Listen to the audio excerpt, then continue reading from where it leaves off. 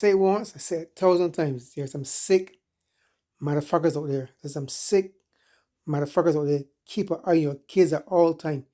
Keep an eye on your children at all times. Don't let your children do sleepovers. Not feel like that. Keep an eye on your, listen, I can put some clips here to show you how sick these motherfuckers are. How sick these motherfuckers are. I have to say over and over again because I'm sick motherfuckers. Check it out.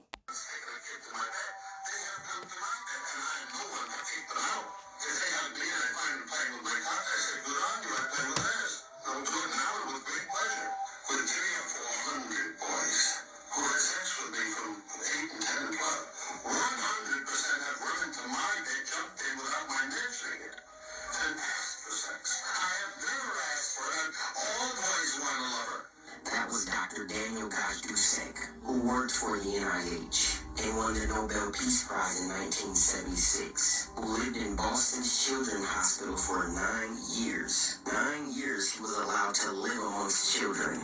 He also was allowed to adopt 57 children. He ended up only spending 1 year in prison when this predator admittedly took advantage of 300 to 400 boys between the ages of 8 to 12. Let's check out what Boston Children's Hospital is up to now. Hysterectomy is very similar to most hysterectomies that occur. Hysterectomy itself is the removal of the uterus, the cervix, which is the opening of the uterus, and the fallopian tubes, which are attached to the sides of the uterus. Some gender-affirming hysterectomies will also include the removal of the ovaries. So Boston Children's Hospital went from having a doctor living amongst children for 9 years that was preying on children sexually to removing children's body parts. What I want to tell you is that it's all about the children. I'm working on a full-part series on child trafficking. And when you start to go into this very dark world of trafficking, you learn about a lot of things that many people don't want to accept, and many people don't want to face, and many people don't want to believe is true. But my job as a journalist is to follow the facts regardless of what they take. What has happened to all of these missing children? How come hundreds of thousands of children go missing every year? How come they go missing in child protective services and in their custody? How come so many of the kids, 70-80% of the kids that end up in sex trafficking have been through the foster care system? This is not okay. You can read across the media, everyone from NBC to Politico to USA Today to everyone you can think of in mainstream media, they're fine doing articles about how the blood of young people is the secret to anti-aging. What if you could reverse the aging process simply by getting a blood transfusion? That's what a new company called Ambrosia claims to do, and they just opened a new facility right here in the Houston area. Rika Littleraj spoke to the founder to find out how young blood works. Isn't there a saying that says only the good die young? Why is it that only the good die young? What we don't do as journalists is we allow people to make these kind of statements and to write these articles, and they put in all the science and the data, and they say, isn't this amazing? Right? It's the blood of young people. But we don't ask, how do you get the blood of young people? This is sick, absolutely. And I'm going to read a lot of messages that's going to write down, make a statement of this as being sick. But who's really the sick person? The organic species of this planet that is allowing free access to our children. Children are being abused on this planet at an alarming rate. And we are so selfish and so self-centered and so egotistical as adults that we want to sit here and try to talk down on other brothers and sisters that haven't reached the pinnacle of success in the world that other brothers and sisters or their oppressor have reached. This is, this is serious. And to sit there and this type of activity, there are countless stories of these type of things going on. You got Charles, what's his name? Charles. Wow, I can't even think of his name. Give me a second.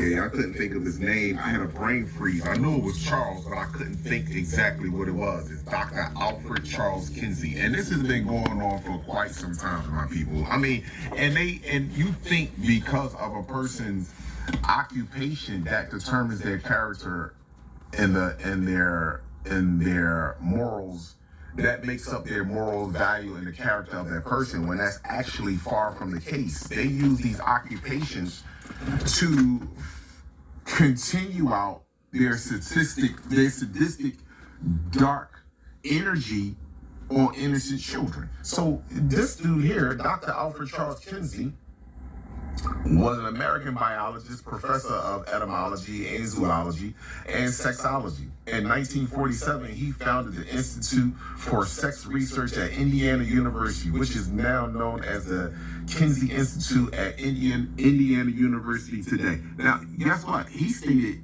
a baby as young as 3 to 6 weeks old can experience an orgasm. That's sick. Out of all things to study in medical, why would that be why would that be something that would be so crucial or at the top of the line of your list to find out whether a child can have an orgasm at 3 to 6 weeks old? Sick That's people. sick. Sick people. That's some crazy sick shit.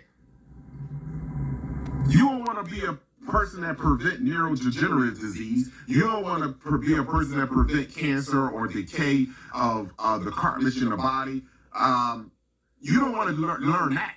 You want to learn and find out the youngest age that a child can experience an orgasm, which is sick. And we're even more sicker to allow free access to our children and think that there is someone that is coming down here to save us from the darkness that we are capitulating to. That's exactly what's happening. And we think someone is going to save us. Nope. We're going to save ourselves. You have the slightest idea. We have to save ourselves. This is the slightest idea. This is disgusting. This is disgraceful. And it's a counter. And you know the sad thing about it is that you have our own people that so-called are scholars, educated, and they support these type of people or make excuses for their behavior. Oh, that's one person, that's not all of them. One person doing it, how many other people knew he was doing it and said absolutely nothing? That's the point.